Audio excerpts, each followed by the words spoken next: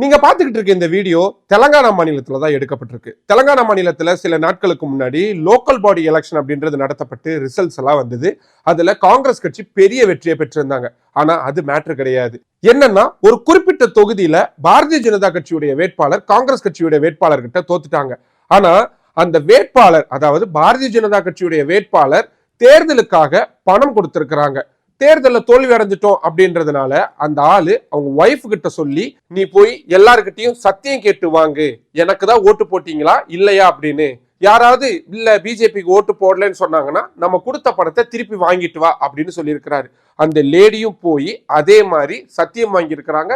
சில பேர் இல்லைங்க நான் உங்களுக்கு ஓட்டு போடலன்னு சொன்ன உடனே அவங்ககிட்ட இருந்து பணத்தையும் திருப்பி வாங்கியிருக்கிறாங்க. ஆனா இதுல பியூட்டி என்னன்னா, இது எல்லாத்தையுமே அவங்க ரொம்ப தைரியமா வீடியோ ரெக்கார்டாவும் பண்ணியிருக்கிறாங்க. இது தேர்தல் ஆணையம் என்ன பண்றாங்க, எலெக்ஷன்ஸ் இந்தியாவில் வெளிப்படைத்தன்மையுடன் ஒரு நியாயமான முறையில நடக்குதா அப்படின்ற மிகப்பெரிய ஒரு கேள்வி எழுப்பியிருக்கு. இது ஒரு பக்கம் சிரிக்கிற மாதிரி இருந்தாலும் ரொம்ப தீவிரமா சிந்திக்க வேண்டிய ஒரு மிக முக்கியமான விஷயமாவும் மாறி இருக்கு. தமிழ்நாடு சட்டமன்ற தேர்தலையும் இதே மாதிரிதான் பணம் புழங்கும் அப்படின்னு எதிர்பார்க்கப்படுது. இதே மாதிரி தேர்தல் ஆணையம் கையை கட்டி வாய மூடி இருப்பாங்களா இல்ல ஏதாவது நடவடிக்கை எடுப்பாங்களா? அது மட்டும் இல்லாம நாங்க ஓட்டுக்கெல்லாம் என்னைக்குமே பணம் கொடுக்க மாட்டோம்னு மாறு தட்டி சொல்லக்கூடிய பாரதிய ஜனதா கட்சியுடைய ஒரு வேட்பாளரே இப்படி வாக்காளர்களுக்கு பணத்தை வாரி அரைச்சது மட்டும் இல்லாம தோல்வி அடைஞ்சதுக்கு அப்புறமா அந்த பணத்தை திருப்பி கேட்கறத எப்படி பாக்குறது? உங்களுக்கு இதை பத்தி என்ன தோணுதோ கீழே கமெண்ட் பாக்ஸ்ல சொல்லுங்க.